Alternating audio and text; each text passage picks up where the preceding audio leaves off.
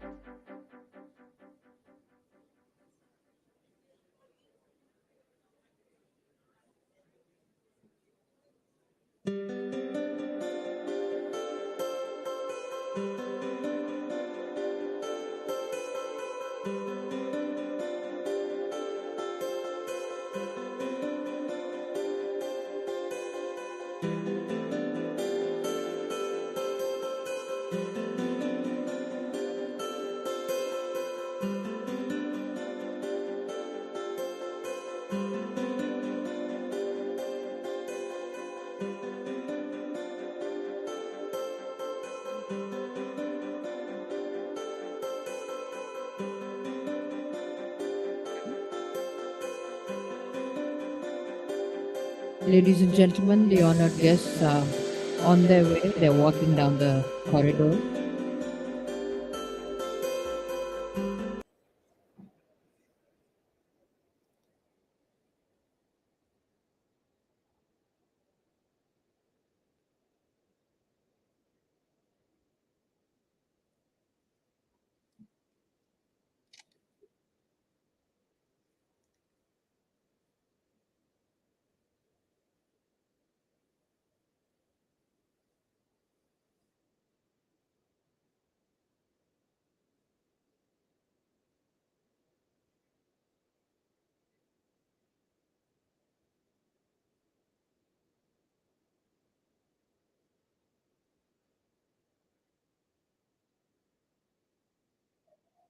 Ladies and gentlemen, the Honorable Finance Minister of India, the Honorable Chief Minister of Assam, and our distinguished guests.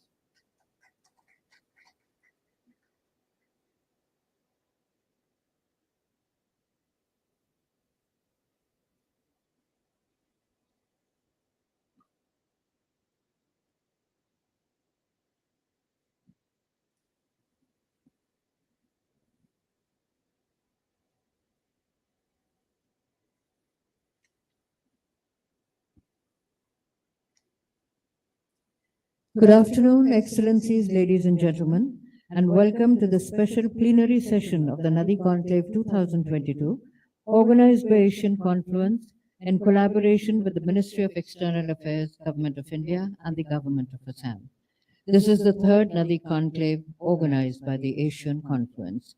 Today, we are honored to have with us as our chief guest, Srimati Nirmala Sitharaman, Honorable Union Minister for Finance, Government of India.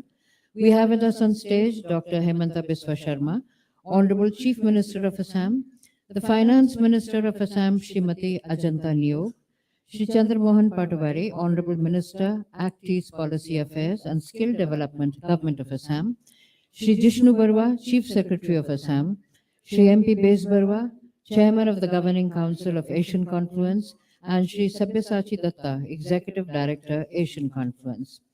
We begin with a very short slide presentation showcasing the session we've had so far in NADI 2022.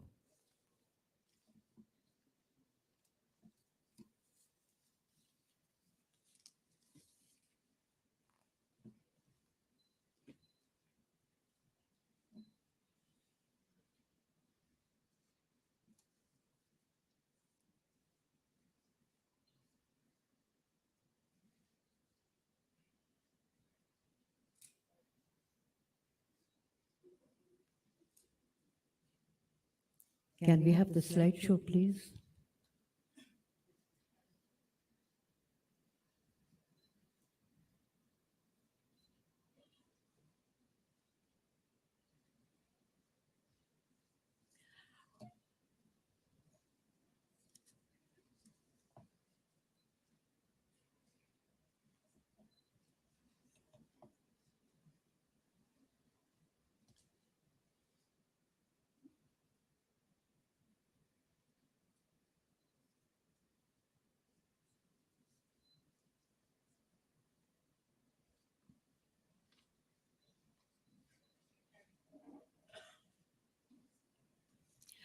Uh, it has just started.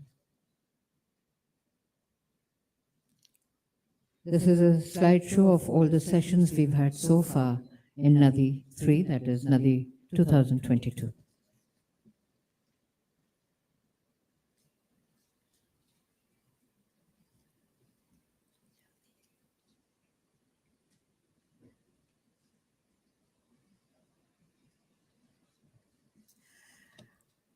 The slideshow will continue. Meanwhile, we'd like to extend a traditional welcome to our honored guests on stage. May I request Shri MP Bez Barwa, Chairman of the Governing Council Asian Confluence, to kindly felicitate our chief guest, Srimati Nirmala Sitharaman, Honorable Union Minister for Finance, Government of India.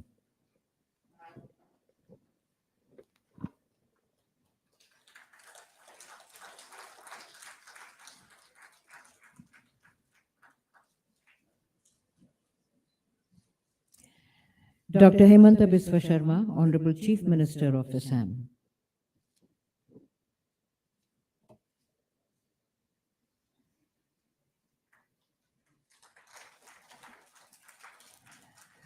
Srimati Ajanta Neo, Finance Minister of Assam.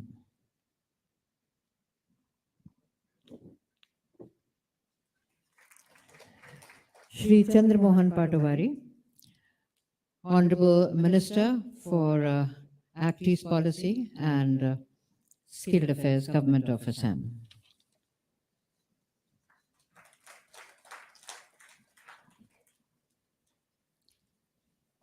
Shri Jishnu Barua.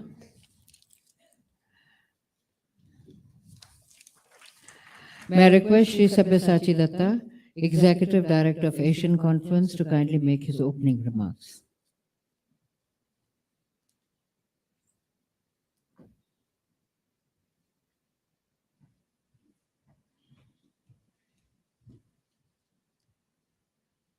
Very good afternoon. Your Honorable Minister, Nirmala Sitharamanji, our dear and respected Finance Minister of the country, our most esteemed Chief Minister, Dr. Himanta Biswa Sharma, Excellencies, dignitaries on stage, and all the delegates and excellencies here. It's been a very, very stimulating 2 days, and I just wanted to use this opportunity to say that we are really looking forward to this session. We have the esteemed presence of our Honorable Finance Minister to make this special remarks today in the presence of the Honorable Chief Minister and the Honorable Finance Minister of the state, Ajanta Nyogiji. And the depth and dimension of the sessions that were conducted has been magnificent. And I just want to thank the collaboration with the Act East Policy Department of the Government of Assam, Ministry of External Affairs, to put together this. I'm sorry that the slideshow could not continue, but I think in the interests of time, we'll just hand it over to the next set of the speakers. Thank you. I now request Shri Jishnu Barua, Chief Secretary of Assam, to kindly render the welcome address.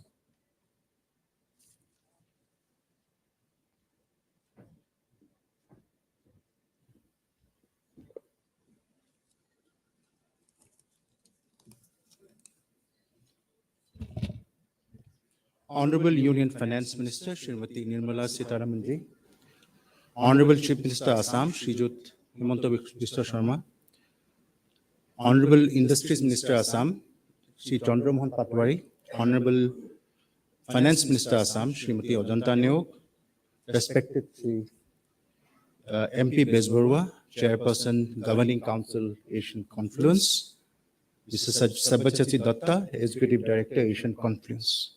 It's my proud privilege to welcome you all to this special plenary session of this unique two-day River Conclave NADI with Asian Confluence, which Asian Confluence is organizing in association with the Government of Assam and the Ministry of External Affairs here in Guwahati. This is in fact the third edition, with being held after a long COVID-19 induced hiatus. It is indeed quite gratifying to note how Asian Confluence has so adroitly crafted river as a metaphor to conceptualize a common vision for our greater region covering BIMSTEC and ASEAN countries. Indeed, this common vision is all-encompassing in that it is not only the acceleration of commerce across country, which is the intended objective, but there are also other shared goals such as seamless connectivity, closer cultural ties, greater collaboration on conservation and capacity building. Thus, river basins of Ganga, Brahmaputra, Iravati, and Mekong are to be reimagined as an integrated region, intertwined and linked with common dreams and aspirations. As we all know, rivers give rise to civilizations from which commerce, economy, and polity take shape.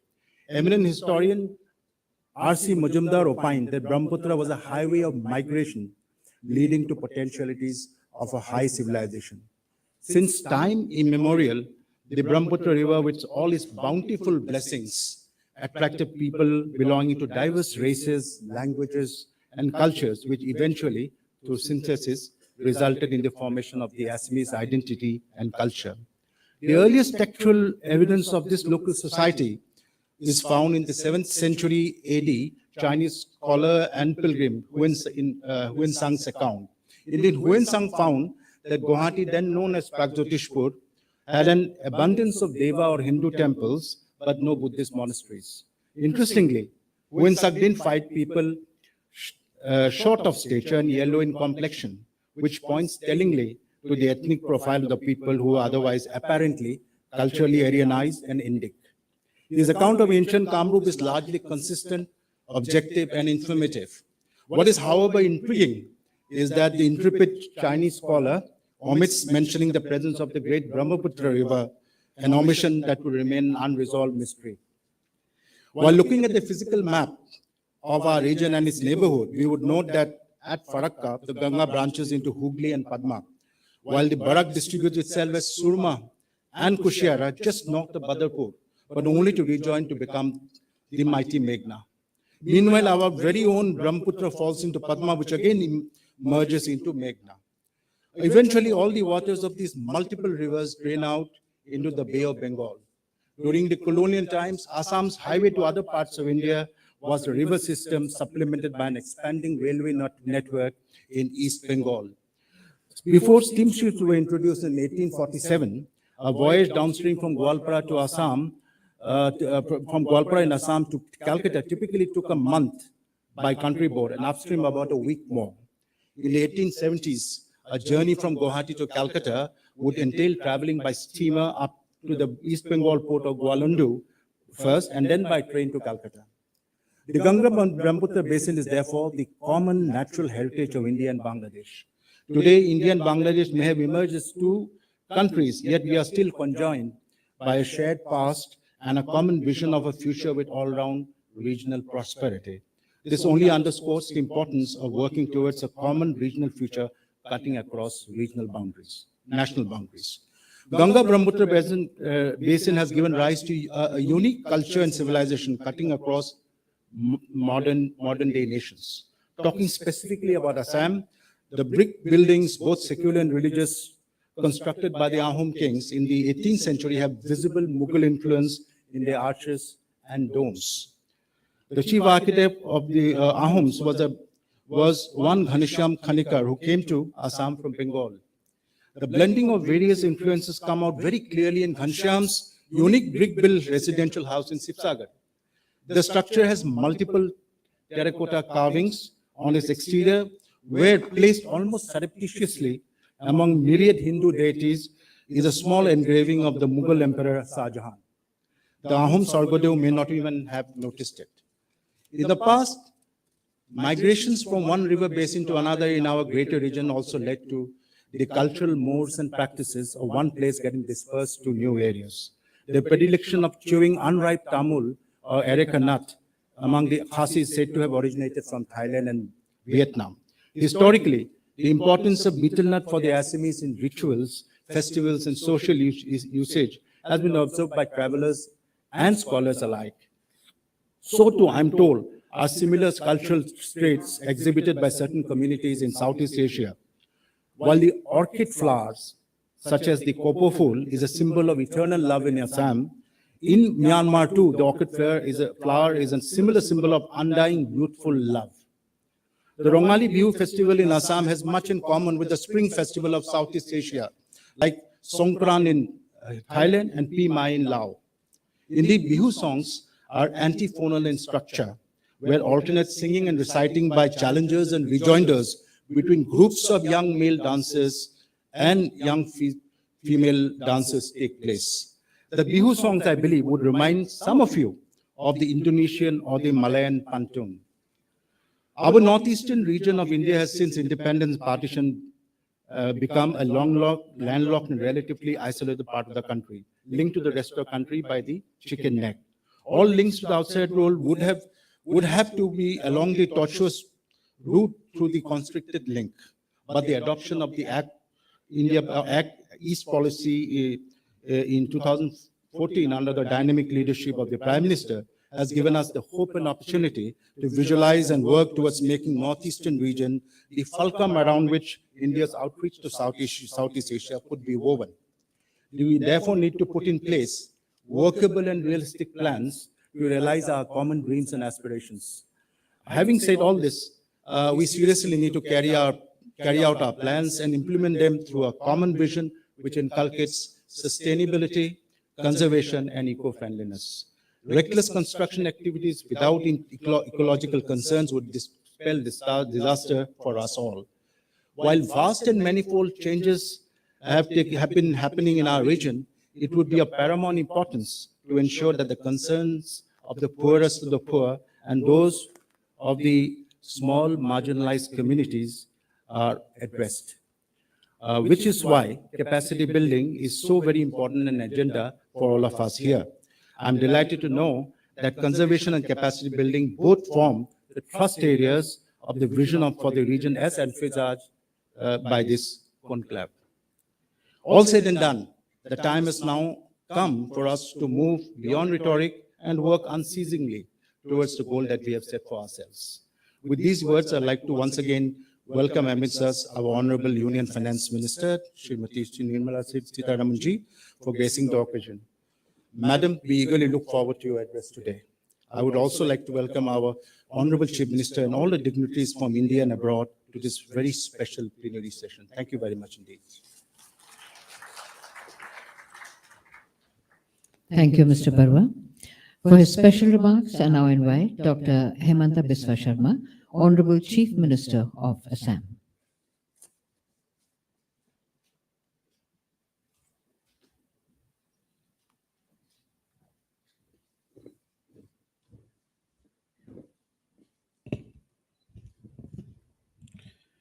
Srimati Nirmala Sitharaman, Honorable Finance Minister, Government of India, my colleague Sri Chandramohan Patwari, Honorable Minister of Industries, Srimati Ajanta Nayak, Honorable Minister, Finance, Government of Assam, Sri Jishnu Borua, Chief Secretary, Assam, Sri MP Bej Borua, Chairman, Asian Confluence, Sri Saibasasi Datta, Executive Director, Asian Confluence, ladies and gentlemen.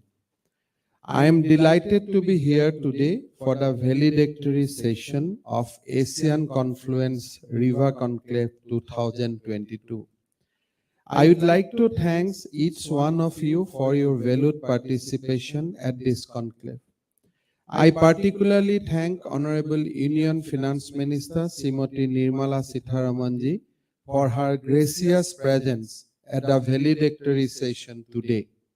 I am sure that her insightful words will boost the efforts to articulate and activate a collective vision of sub-regional cooperation that we have envisioned through this conclave.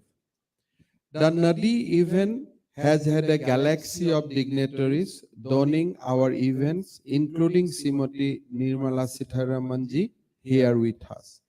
The Honorable Foreign Minister of both India and Bangladesh, their Excellencies, the High Commissioners, Ambassadors, or their representative of ASEAN countries, Bangladesh, Bhutan, Japan, and Australia, and a host of academic and professional luminaries. It has indeed been a proud privilege and wonderful experience hosting all of them. The NADI 3.0 dialogue organized by Asian Confluence in collaboration with Ministry of External Affairs, Government of India, and the Government of Assam is indeed a remarkable initiative. It aimed at promoting the high potential sector of sub-regional cooperation in BBIN, ASEAN, and BIMSTEC region. I believe that these matters have indeed witnessed tremendous amount of deliberation which shall go a long way in creating the right apparatus to attempt for an integral economy and an integral society. In the rapidly changing geopolitical scenario of the world today, better cooperation and connectivity with judicious use of natural resources in a far-sighted and ecologically sound manner is the key for overall prosperity of our region.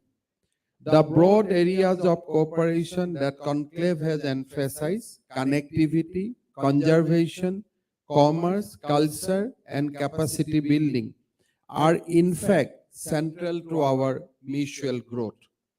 As in the inaugural session, Honorable External Affairs Minister, Government of India, Dr. S. Jaishankar and other speakers highlighted, NADI is our life, and it is but natural that human civilization develop on the banks of the rivers.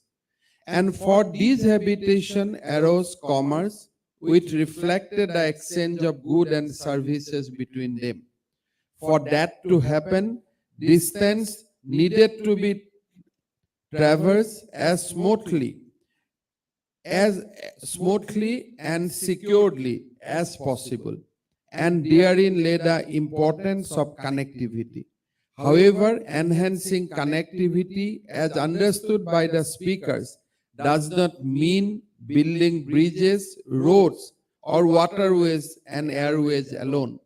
No doubt, they are a vital part of connectivity, but what is equally important is to go beyond physical connectivity infrastructure. We need to equally focus on data corridor, education and tourism, energy and cultural link. Dr. S. Jaishankarji has rightly noted that when the India's northeast, Bangladesh, Nepal, Bhutan and Myanmar get into a more focused engagement, there shall be an unparalleled synergy by way which each of the units shall stand to benefit from more access, opportunities, resource and market. Platform like Indo-Japan Act is forum to bring together all the stakeholders and coordinate planning and implementation of the projects being undertaken with Japanese assistance has been phenomenal. As Dr. S. Jaishankarji has said, that apart from focusing on road and waterways connectivity, another major thrust for further cooperation must be on strengthening of bamboo value chain in the Northeast. He has rightly pointed out, as our region has the highest concentration of bamboo in the country, Assam alone has 42 species of bamboos.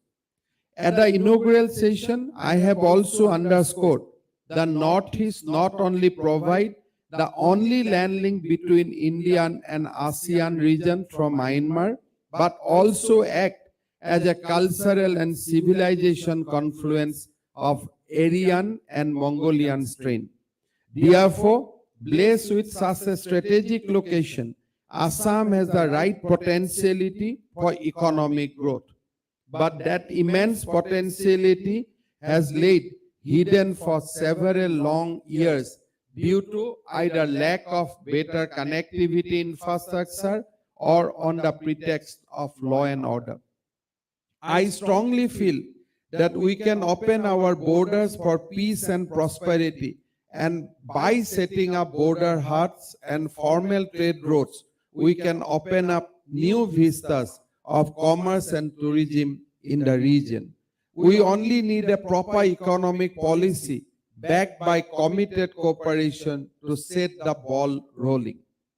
We also have a vision to develop Assam as a river cruise hub in Asia. So it was really heartening to find out Honorable Union Minister for Ports and Shipping, Sri Sarbananda Sonowal, in giving emphasis on that in a special plenary session, Ganga to Mekong. Eastern South Asia and Southeast Asia natural allies in development and independence. He rightly harped on our shared history and familiar condition for creating a common ground. Similar notions have been resonated with Foreign Minister of Bangladesh, His Excellency Dr. A.K. Abdul Momin, pressed upon the strong relationship between India and Bangladesh as the two countries celebrate Golden Jubilee of their relations. His idea of cooperation on flood management through satellite-based image processing and river communication between both the countries and further connecting with Nepal is remarkable. Here I would like to reiterate that we have made best effort to give a tangible shape to our connectivity with the ASEAN and Bangladesh through roadways, railways and airways. As I had mentioned, inland water is today witnessing revolutionary change. Under a World Bank project, we are modernizing our ports and vessels. We are getting modern jetties and state-of-the-art riverine port terminals. The recent agreement with Bangladesh allowing our ships to use the Bangladesh riverine roads and marine ports add more impetus to our endeavors. While speaking at the inaugural session, I have mentioned that the state of Assam is today among the top 3 states in the country in terms of attracting funding for externally aided projects, which testify the immense potential that the state of Assam hold for the investment. I would like to thank Honorable Union Finance Minister Sri Nirmala Sitharamanji, because in last 1 year itself, we could get at least 5 important externally aided projects covering Palasbari Swalkusi Bridge, health infrastructure, and so on and so forth.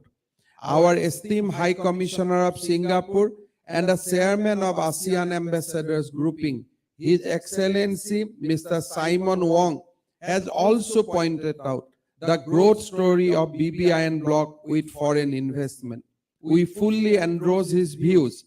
Therefore, our Industries Department has a dedicated investment cell to promote and handhold investment, as well as a fully online ease of doing business portal for obtaining clearance. Mr. Wong also spoke on the development of skills in the region and cited his visit to Northeast Skills Center.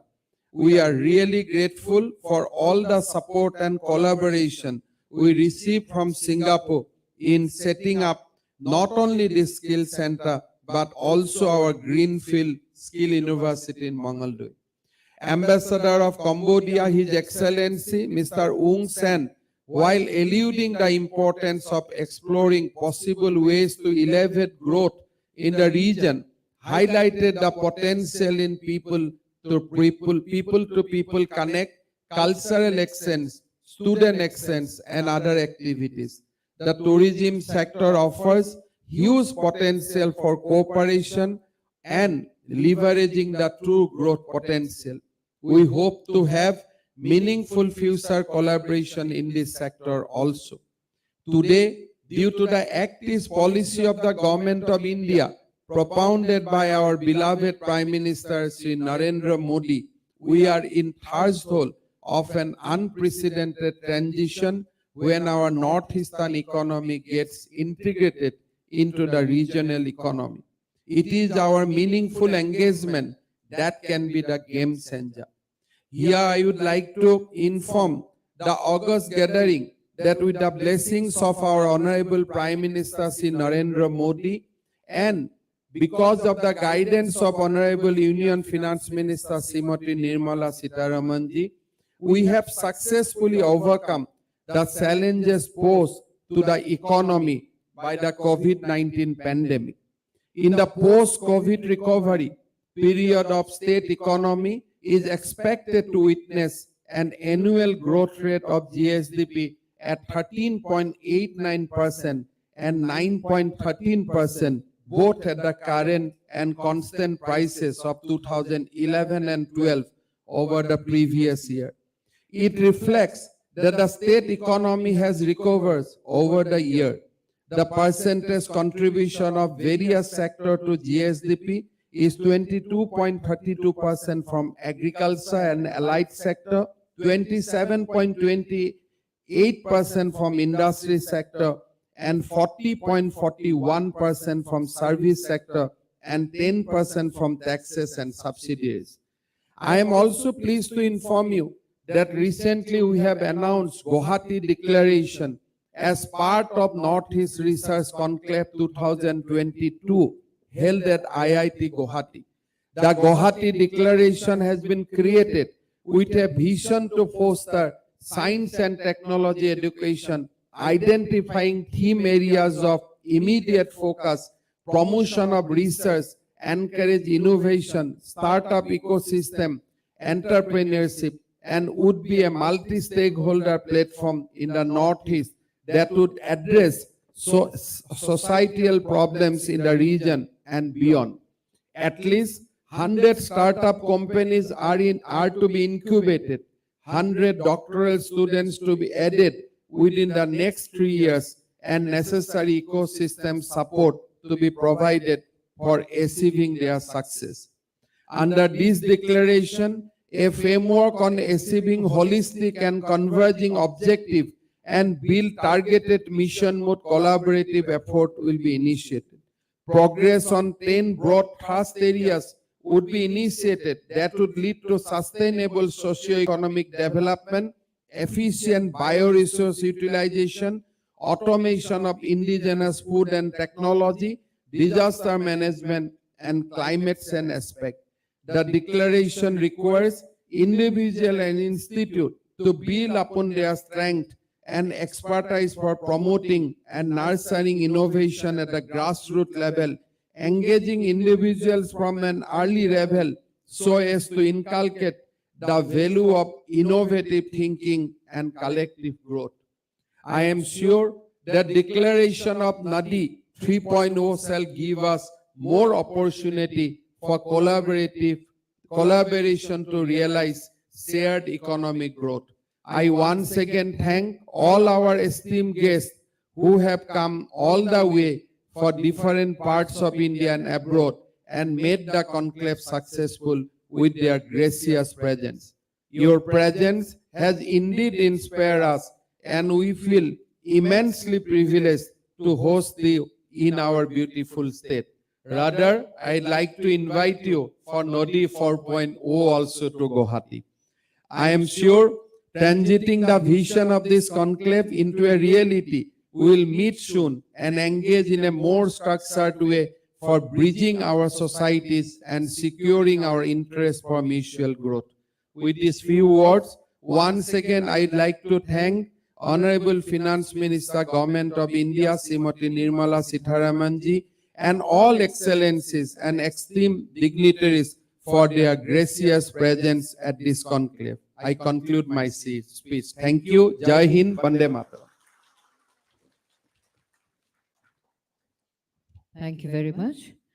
I now invite Srimati Nirmala Sitharaman, Honorable Union Minister for Finance, Government of India, and request her to deliver the special lecture.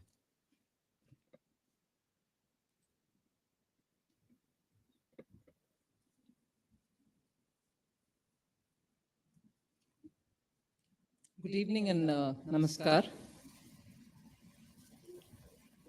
Honorable Chief Minister Himanta Biswa Sarma ji, Minister Chandramohan Patovri, Finance Minister, my counterpart, Srimati Ajanta Niyog, Shri Jishnu Barua, the Chief Secretary of Assam, Shri Bez Barua, Chairman of the Governing Council of the Asian Confluence, and Sri Sabya Sachi Datta, Executive Director.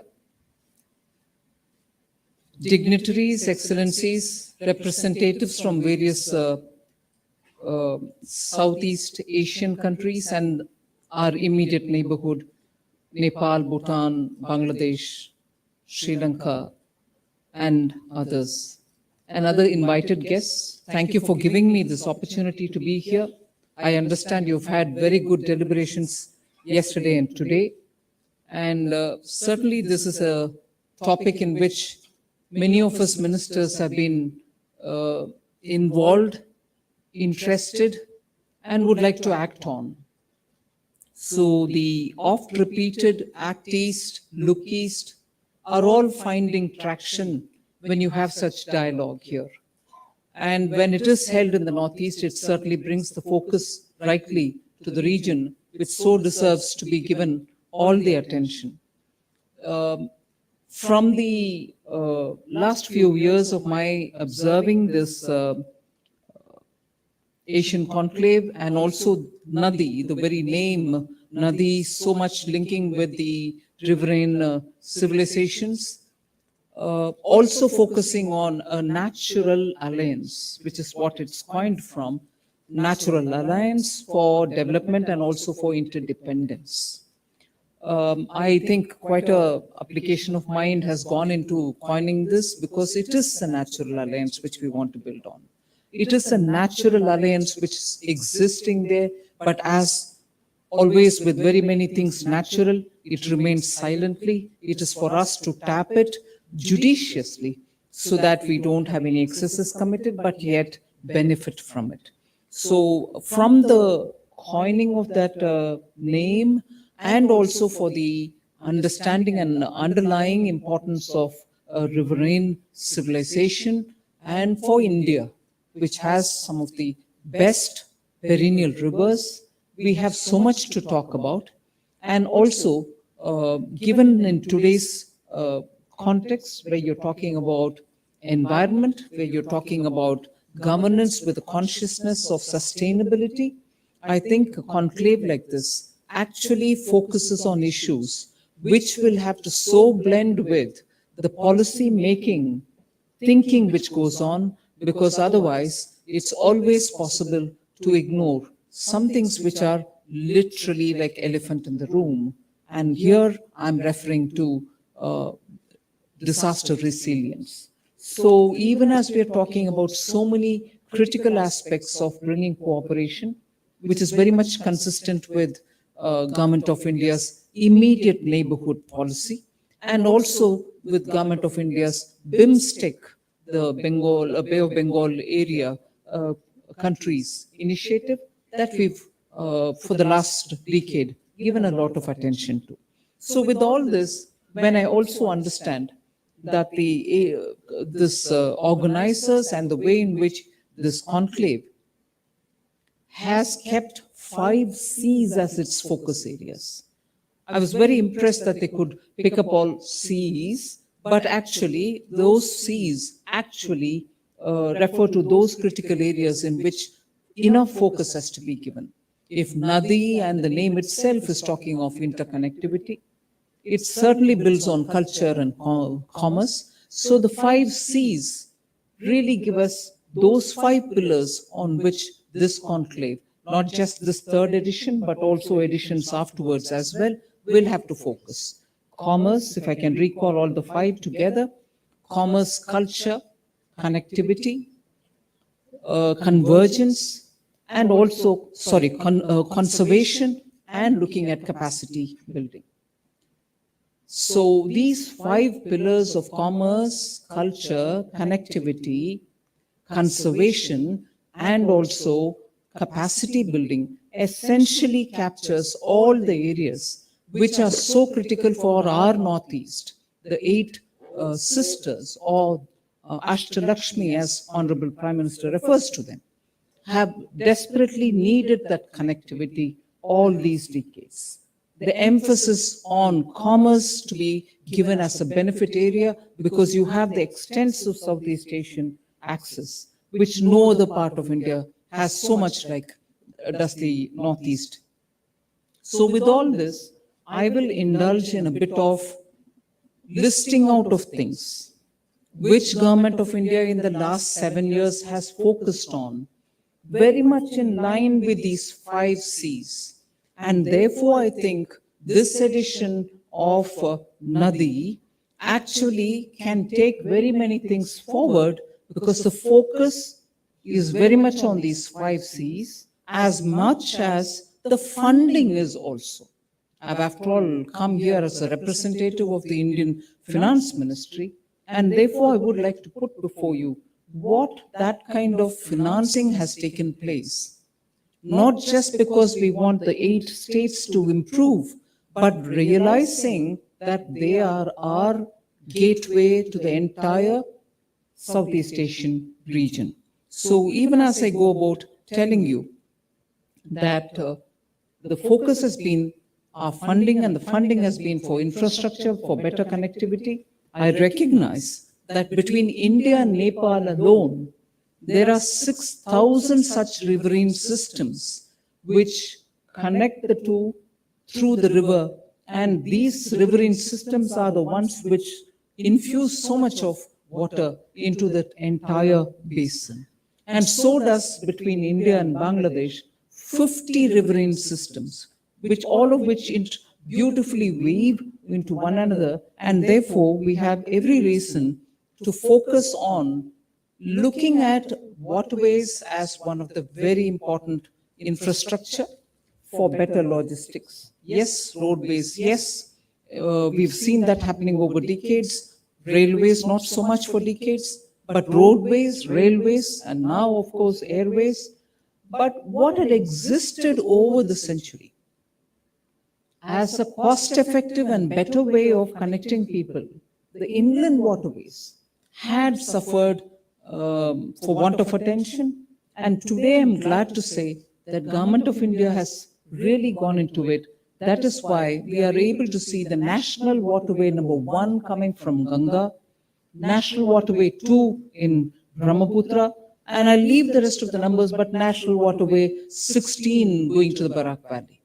So all this effectively gets us to talk about waterways as much as the development of Sagarmala, the various ports. You're getting the marine route as well replenished. The interest that both Government of Bangladesh and in a very cooperative sense, India and Bangladesh have looked at the Chittagong port also opens up immense possibility for the Northeast to link with the rest of India and for the rest of India to be able to move a lot of goods through the Chittagong port and via further land route into furthering into the Northeast areas. So even as we are talking about these, there are enough examples in the last 7 or 8 years where Government of India's attempt to better bring connectivity have shown results.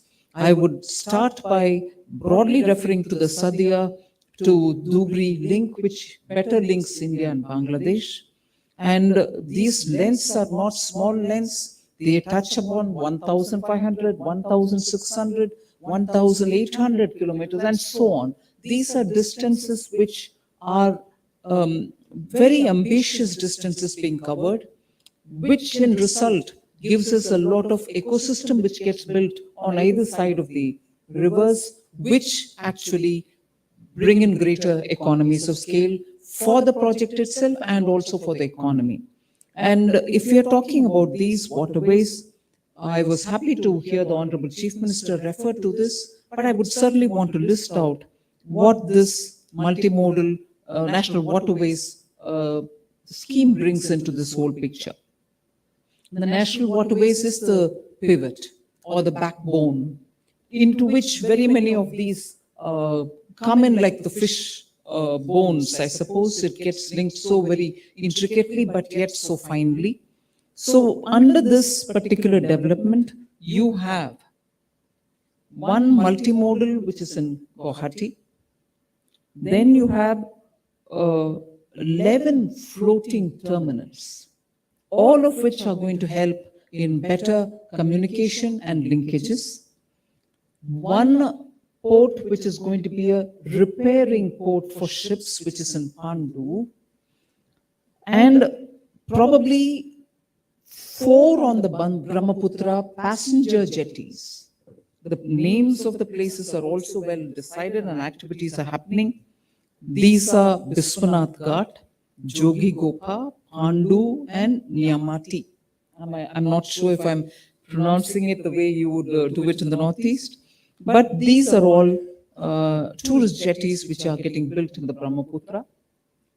Besides that, on the Gomti, you have Sonamura, also going to be a tourist jetty, and Maya on Ganga. So you have very many of these jetties, the floating terminals, all of which are bringing in wonderful connectivity at different points, all of which can bring in greater tourism and greater commerce in the area. Now, with all these, I think the eastern grid is also getting better connected, and the eastern grid has an ambition of bringing 5,000 kilometers of navigable waterway, and that's what is being aimed at getting completed, of which, therefore, with the 5,000, you're having a seamless connectivity between the Ganga and the Brahmaputra basin, and of course, the much referred to Meghna as well. So Government of India has, together with the World Bank, which is what the Chief Minister has referred to, is building the Eastern Waterways Connectivity Transport Grid. And this is going to identify all the blocks or infrastructure bottlenecks and help remove those bottlenecks, as a result of which the seamless connectivity between National Waterways number 1, which is in the Ganga, and National Waterways number 2, which is in the Brahmaputra, and National Waterways number 16, which goes to the Barak Valley, will all effectively become that wonderful eastern grid, which can help us have greater mobility in this region. I already referred to the point that this underlines the emphasis that Prime Minister Modi gives for the neighborhood first policy and also to Act East policy. And therefore, I would think the focus has shown results, but it has to be kept up. The momentum has to be kept up, or else for a region which has been denied over the decades, that kind of attention to make up for the loss of time is not just going to be possible. So at the national level, the various projects which have been concentrating in the Northeast, I would just list out for your benefit. There are 9 major projects. Each one are signature projects. Each one is now being quoted out as, look what has been achieved in the Northeast for the size, the scale, the imaginative design, and so on. So I'll just list out the 9 so that we understand the scale at which this is being attended to. The Maitri Setu between India and Bangladesh over Feni River is the first I start with. The Bogibeel bridge, which spans over River Brahmaputra and reduces the distance between Assam and Arunachal Pradesh. 15 ongoing air connectivity projects costing more than 2,200 crores is the third I'd like to draw your attention to. The fourth is over 4,000 kilometers of road projects, which are budgeted to cost 58,000 crores. That's my fourth. The fifth, which I've been elaborating on, I would repeat it, the National Waterway number 2, which is on the Brahmaputra, and the National Waterway 16, which is on the Barak Valley, River Barak. So that's my fifth. The sixth is 20 railway projects costing over 74,000 crores for 2,011 kilometers length, falling, all of which are falling in the Northeast. 2,011 kilometer length, all in the Northeast, and they are 20 different railway projects. So that's my sixth. The seventh is the power transmission and distribution infrastructure, including rural electrification. The seventh and the eighth is BharatNet projects, which provide broadband connectivity to all the Gram Panchayats in the Northeast, which is also a project which is happening in the rest of the country.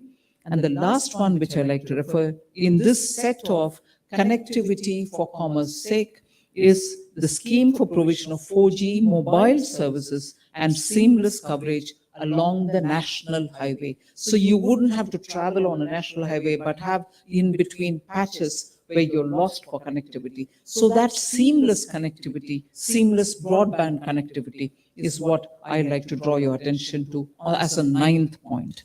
Internationally, of course, I was talking to the organizers before I came here. The very well thought out, since May 2020, is the Indo-Bangladesh protocol routes. Every 5 years, the protocol on inland waterways and trade is reviewed between Bangladesh and India, every 5 years. And in May 2020, The 8 existing protocol routes have been enhanced to 10 protocol routes, and 5 more ports of call have been added on to it, together with 2 extended port of call also being brought in from both the sides. So India's also substantially funding many of the fairway by dredging the Indo-Bangladesh protocol routes with Bangladesh. The other international, I listed out the 9 different things at the national level, and at the international level, I've mentioned about the protocol for the routes between Bangladesh and India. Now I list out one more, which I have a little pet peeve, if I may say. The progress could have been faster, is the one which is between India and Myanmar, the Kaladan multimodal transport project, which even I've closely monitored in my capacity as Commerce Minister. It has its own difficulties, I grant that, but Kaladan multimodal would be a great achievement if we complete it. So if I said about 9 different national level, 2 different international level, there are so much more that we can complete quickly and benefit from this region, and also the link with the Southeast Asian regions. But at the national level, the instruments which are now available, which were not available even 5 years ago, are the PM Gati Shakti, which actually brings in a kind of a umbrella master plan, which brings in better alignment with one another. The projects have greater prospects of becoming a lot more capacitated, and also it has a greater leveraging possibility instead of standing alone as a project. And also the national infrastructure pipeline, which itself is 1.5 trillion US dollars, where 7,000 or more projects are listed out, and the FDIs are coming in for some of these greenfield and some of those brownfield projects which are listed there. The PM Divine, which I've announced in this budget, again, beautifully coined words for development of infrastructure in the Northeast. Divine is development of infrastructure in the Northeast, has come up beautifully. It is going to be executed through the Northeast Council.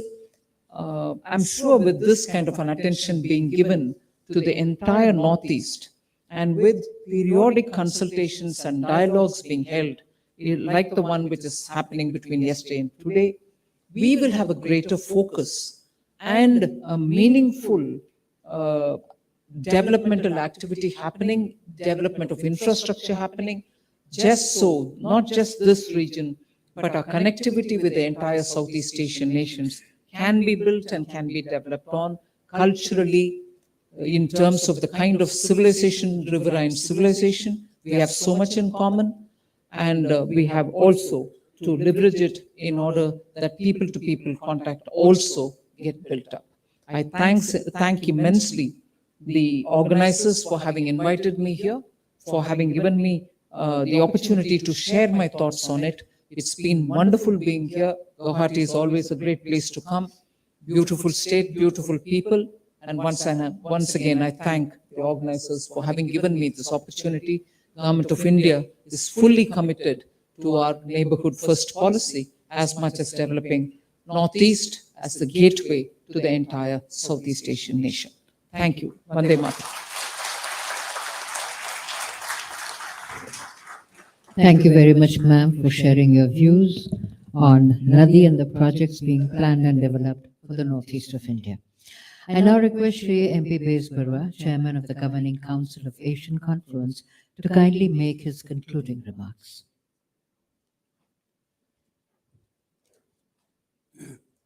Respected Finance Minister, Srimati Nirmala Sitharaman, respected Chief Minister of Assam, Sri Hemant Biswa Sharma, dignitaries on the dais, including ministers from Government of Assam, ladies and gentlemen.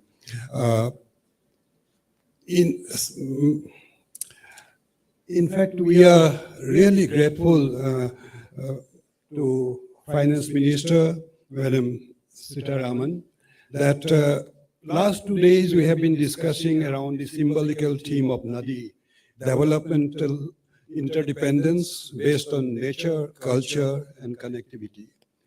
Your participation, rushing all the way from Delhi and again going back immediately, has great symbolical significance of concern and care for the Northeast, both your personnel and of the Government of India as well. For a region which has for years been talking about alienation and neglect, I think the message is very strong and very useful. And not only that, in the very short span that you have talked about in such a clear statement and a wide sweep of all the things which make, as Chief Minister has said, that we have to go from vision to reality. And that's what you have given the framework for. Now from the vision of the look is policy, going into the act is policy and making act is policy a reality. And that sweep gives us a great inspiration and a great hope. Northeast means a lot of hope on the look east and act east policy. And it is now time that those become reality. And all those issues that you have listed out makes us feel that yes, time has now come, that we are on the right journey. We would certainly be looking forward to you, your blessings and your support. As we go along, we get a feeling of the road ahead of us now. As NADI progresses, the road becomes clearer, and in that clear road that we will mark for ourselves from the Northeast, with the leadership of the Chief Minister of Assam, and with the blessings and patronage of the Government of India, we believe a new future, a better future is possible. And as I said, a future-ready Northeast for the in the year of Azadi Ka Amrit Mahotsav is a great hope and aspirations. Thank you so much, Mrs. Sitaramanji. And we really appreciate that you have taken all the trouble to come and inspire us. And on behalf of all the participants here, I would like to thank you once again. And we are, of course, very grateful to the Chief Minister and his colleagues in the Ministry, the Government of Assam here. They have been always with us. And actually, Chief Minister, we believe that you will be again leading us in the journey that we are ahead of us, and which has been facilitated by Government of India so enormously now. Thank you so much, and thanks everyone.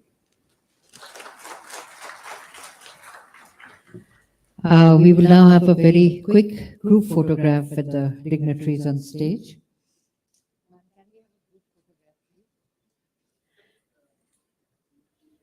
Yes, in front, if you please.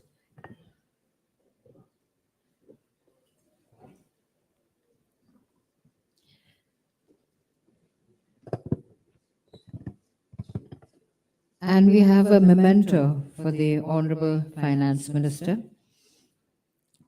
by Mr. Arifin, President of the Friends of Bangladesh Foundation.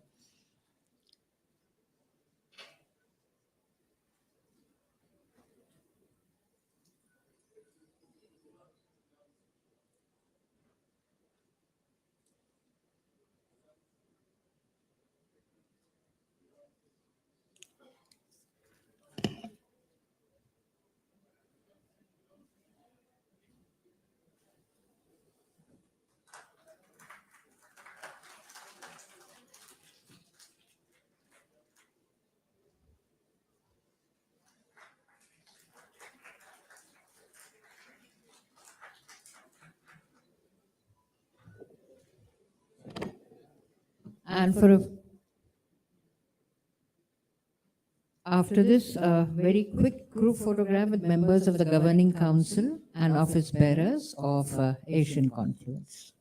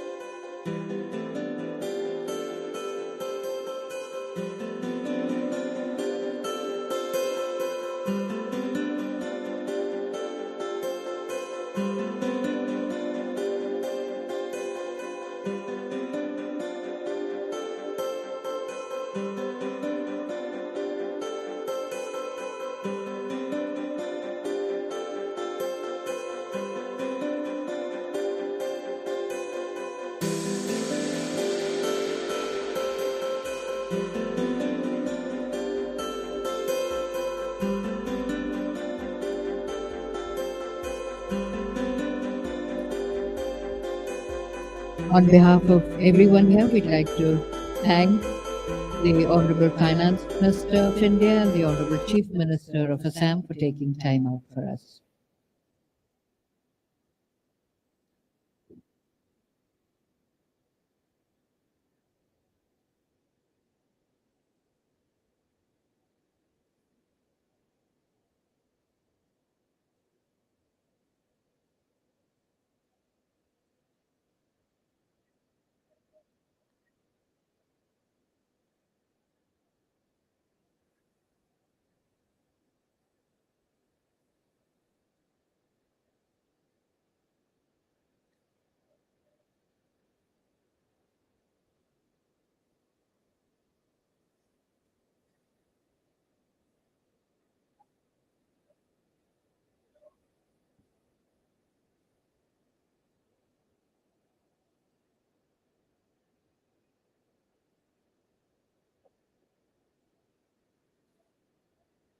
Ladies and gentlemen, we will proceed with the next session in about within 5 minutes from now. So kindly remain seated.